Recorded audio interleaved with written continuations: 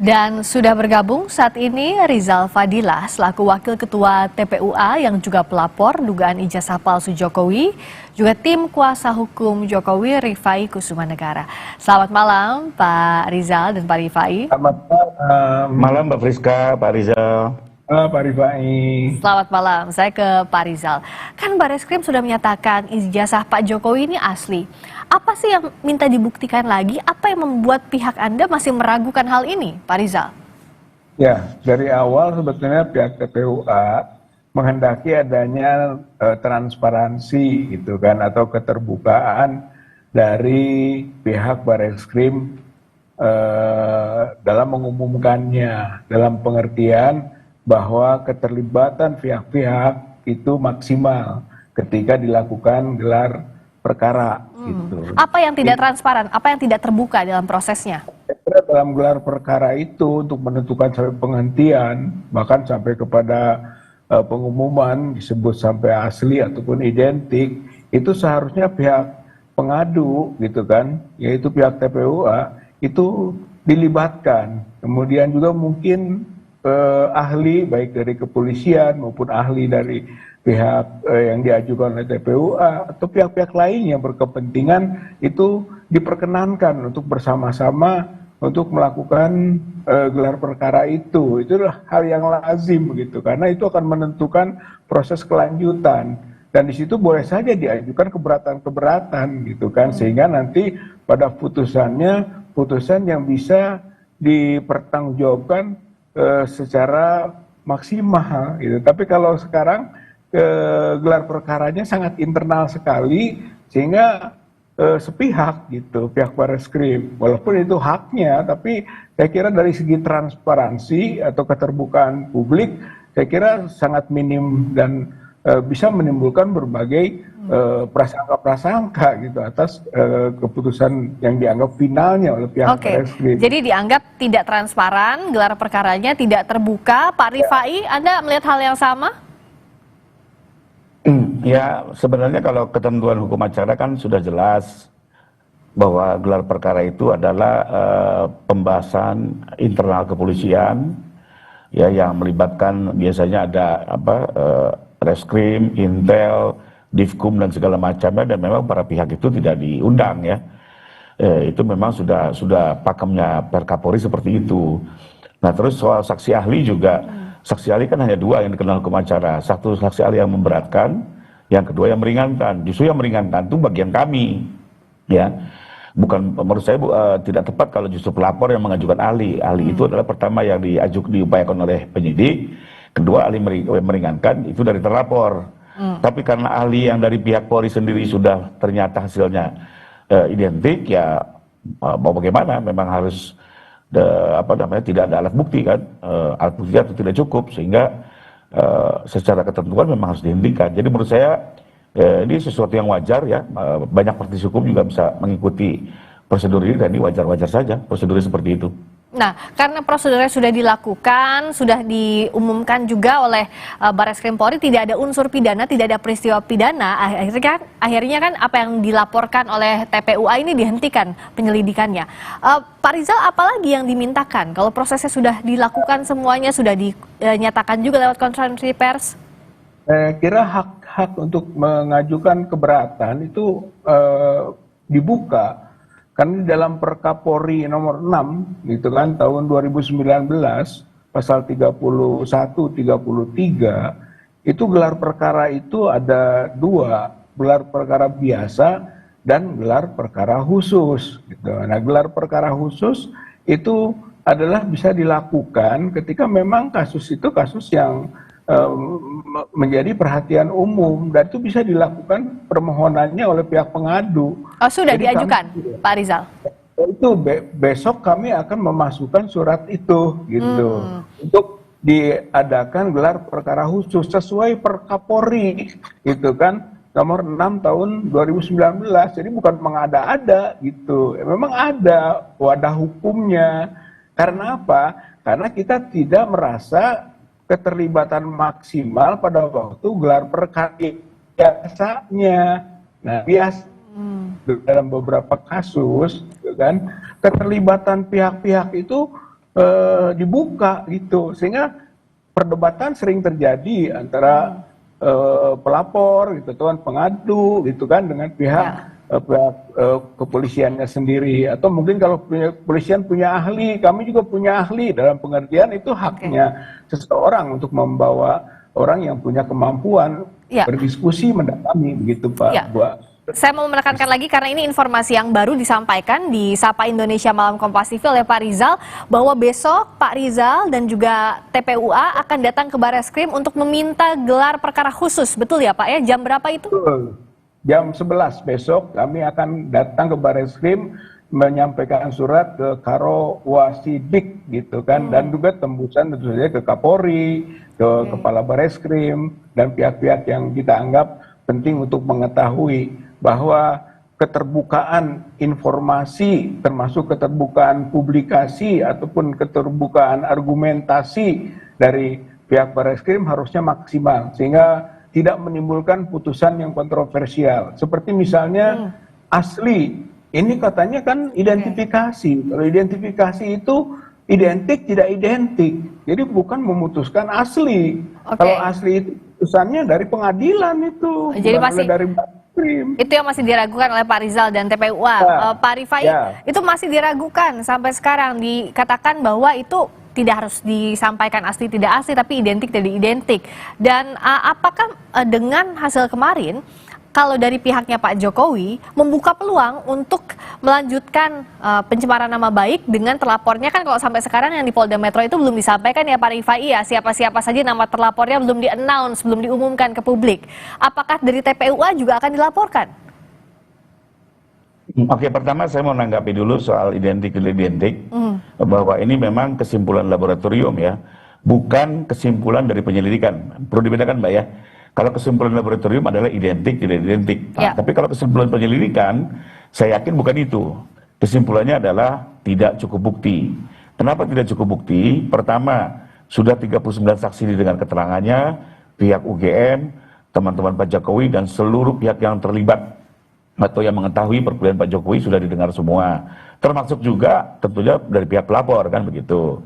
Lalu kedua juga sudah ada bukti-bukti surat yang diberikan oleh pihak UGM. Nah, ini juga tentunya bukti surat ini ada menjadi kajian, ada saksi, terakhir baru lab gitu ya. Jadi lab itu adalah hanya satu bagian dari seluruh alat bukti yang dikaji dalam penyelidikan. Sehingga kesimpulan penyelidikan adalah tidak cukup bukti. Nah, cuma satu Mbak, tadi Mbak sudah menyinggung soal laporan di Polda. Kalau buat kami ini sudah tiga produk ya yang menyatakan ini asli. Pertama, sudah ada perkara perdata yang berjalan sebelumnya tahun lalu, dan itu putusannya juga NO, artinya tidak ada yang bisa menyatakan ini palsu, kan begitu. Kedua, sudah ada klarifikasi dari UGM, ini juga lembaga resmi loh ya. Yang ketiga, sudah ada hasil penyelidikan dari Bareskrim. Namun saya ini sudah cukup lah, sudah selesai, mau sampai kemana lagi gitu ya. Bahwa teman-teman mau komplain itu hak setiap warga negara. Menurut saya teman-teman juga harus bisa mendapatkan informasi yang jelas dari pihak Bareskrim untuk bisa melihat betul alat buktinya apa saja. Nah, tapi tolong juga di sini kami mohonkan juga bahwa tolong juga dilihat ke laporan yang di Polda. Bagaimanapun juga di sini kan Pak Jokowi mengupayakan keadilannya untuk memulihkan kehormatan dan nama baiknya. Ini juga sebuah faktor yang perlu kita kaji bersama. Intinya adalah kami ingin dengan sudah selesainya di Bareskrim, ya kita fokus untuk yang di Polda. Ini juga sebenarnya untuk membuat terang. Apakah para terlapor atau apakah pihak-pihak yang selama ini membuat tayangan-tayangan yang seolah-olah ijazah palsu ini apakah ilmiah atau ternyata tidak ilmiah gitu kan? Atau ada mensreanya. Ini juga biar kita sama-sama secara transparan kita periksa. Kalau ilmiah juga tentu kan yang di Polda ini kan berhenti. Tapi kalau tidak ilmiah akan berlanjut. Jadi menurut saya biarkan semua berjalan ya, terutama yang kita sekarang fokus ke yang Polda untuk melihat juga terang. Kalau memang ternyata ilmiah bisa dipertanggungjawabkan, menurut saya teman-teman Polda juga akan objektif melihat ini. Tapi sebaliknya, kalau ternyata tidak ilmiah ya, ada niat-niat, ada mensreanya, ada niat jahatnya, atau misalnya ada orkestrasi tertentu, ya ini juga tentunya akan terbuka, harus dijawabkan. Jadi menurut saya sekarang babaknya kita melihat yang di Polda gitu ya, di Bareskrim sih ya menurut saya ini sudah keputusan final. Begitu kali. Oke, jadi sekarang kalau dari Pak Rifai, pihak Pak Jokowi fokusnya ke Polda yang laporan pencemaran nama baik dan fitnah. Pak Rizal, apakah siap kalau dari TPUA dan Pak Rizal kawan-kawan ini masuk yang dilaporkan di Polda Metro Jaya soal pencemaran nama baik dengan dasar uji lapor dari Barreskrim Polri salah satunya atau penyelidikan yang dianggap tidak cukup bukti dengan berdasarkan uji lapor tadi? Ya, saya kira itu semua konsekuensi hukum, gitu kan. Kalau di Polda berjalan, ya tentu diikuti prosesnya. Tapi masalahnya adalah pada tahap di Barreskrimnya sendiri kita anggap belum final, gitu. Seperti yang tadi kita singgung bahwa masih ada peluang loh, gitu. Dalam konteks hukum, per Kapolri yang membuat aturannya sendiri, gitu kan. Bahwa ada model yang namanya gelar perkara khusus. Jadi kita masih ingin menguji itu. Kenapa? Karena penilaian dari pihak TPUA dan juga mungkin banyak pihak yang lain bahwa hasil uji forensik dari pihak Barreskrim itu belum memenuhi kriteria yang disebut scientific crime investigation. Itu belum memenuhi kriteria, belum ada uji yang maksimal. Seperti uji kertas, karbon, gitu kan, uji tinta dalam makna usia, kapan. Gitu meskipun kan. itu sudah di-mention ya Pak Rizal ya oleh pihak Barreskrim bahwa sudah ada dari uji kertas. Menyebut saja, mention saja, hanya menyebut saja uji tinta, gitu kan, uji kertas. Tapi apa detailnya gitu? Misalnya lembar pengesahan itu kertasnya sama enggak date-nya dengan kontennya skripsi gitu. Itu misalnya pertanyaan itu kan, kemudian tinta-tinta di ijazah itu ada 6 jenis tinta gitu. Maka apakah itu untuk waktu yang tahun 1985 gitu kan? Nah, itu semacam pertanyaan seperti itu kan menimbulkan keraguan juga. Atau misalnya soal pembanding 3, harus dijelaskan dong siapa saja 3 itu. Karena kami juga punya data, misalnya soal ijazah yang Pak Jokowi nomor 1120, itu ada juga ijazah lain yang nomor 115 dan 117. Oke, jadi itu teknisnya. Gitu kan? 115 itu identik, tapi dengan 1120 tidak identik. Gitu. Itu semacam itu, masih banyak pertanyaan-pertanyaan yang mengganjal sehingga kepastiannya perlu diperkuat gitu melalui satu lembaga gelar perkara khusus. Nah, jadi tetap ya kalau Pak Rizal dan kawan-kawan ingin gelar perkara khusus, besok akan didaftarkan, akan diajukan ke Barreskrim pukul 11 pagi ya. Nah, dari Pak Rifai, gelar perkara khususnya akan diajukan tetap yang Polda berjalan dan siap. Tadi kata Pak Rizal, kalaupun itu jadi konsekuensi hukum, tapi yang Barreskrim ini tidak mau ditinggalkan. Artinya masih ingin ada data yang lebih detail lagi, yang ingin digali lagi lewat gelar perkara khusus, Pak Rifai. Ya, bahwa misalnya teman-teman pelapor ingin mendapatkan informasi lebih komprehensif, menurut saya itu sah-sah saja ya. Tentunya kan setiap pelapor mengatakan laporannya tidak berlanjut, ada rasa kekecewaan, dan teman-teman Polri juga perlu lebih terbuka ya memberikan informasi terkait itu. Tapi apakah gelar khusus atau tidak, itu kan sudah ada ketentuannya sebagai Kapolri ya. Menurut saya ini gelar biasa sudah cukup. Nah, tapi di satu sisi tentunya juga kita harus menghargai, apalagi teman-teman TPU kan sejak awal melapornya ke Barreskrim.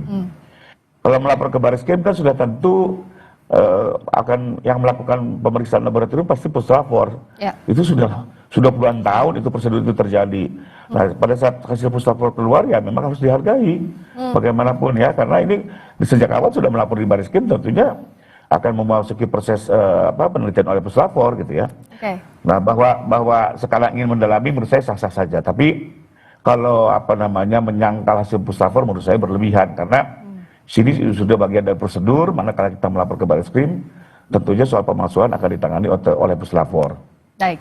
Puslapor sendiri ini lembaga yang sudah lama berdiri Mbak, sejak tahun 54 ya, sudah banyak kasus besar yang ditangani, dari bom, uang palsu segala macam. Ya. Menurut saya profesional lah mereka. Baik, dan kita akan masih memantau bagaimana kelanjutannya, karena kalau sebelumnya dikatakan dihentikan, tapi masih akan diajukan gelar perkara khusus dari pihaknya Pak Rizal. Singkat saja, besok sama siapa saja Pak Rizal, dan siapa saja yang akan datang ke Bareskrim? Ya, saya kira mungkin beberapa pengadu ya, mungkin ada saya, Pak Azam, ataupun beberapa pengurus dari TPUA, mungkin ada teman-teman juga yang biasa bersama-sama dengan TPUA, para aktivis, lalu kuasa hukum juga akan ikut begitu untuk menyampaikan surat tersebut ya, insya Allah gitu. Kita berusaha maksimal, sebab dari sisi TPUA belum menganggap maksimal gitu apa yang dilakukan oleh Bareskrim, walaupun kita mengadu ke Bareskrim, tapi Bareskrimnya belum maksimal memenuhi kriteria tadi ya. Yang sudah disampaikan tadi ya, kekecewaan atau kekurangan yang masih ingin digali begitu ya Pak Rizal ya. Dan Pak Rifai, terima kasih. Jadi besok pukul 11 pagi akan ke Bareskrim dari TPUA untuk mengajukan gelar perkara khusus. Akan kemana arahnya, apakah diterima atau tidak aduannya, kita akan nantikan besok. Dan kami juga tentunya akan memantau ke sana. Terima kasih Pak Rizal Fadila selaku Wakil Ketua TPUA yang juga pelapor dugaan ijazah palsu Jokowi. Terima kasih juga Pak Rifai Kusuma Negara, Tim Kuasa Hukum Jokowi. Terima kasih. Selamat malam.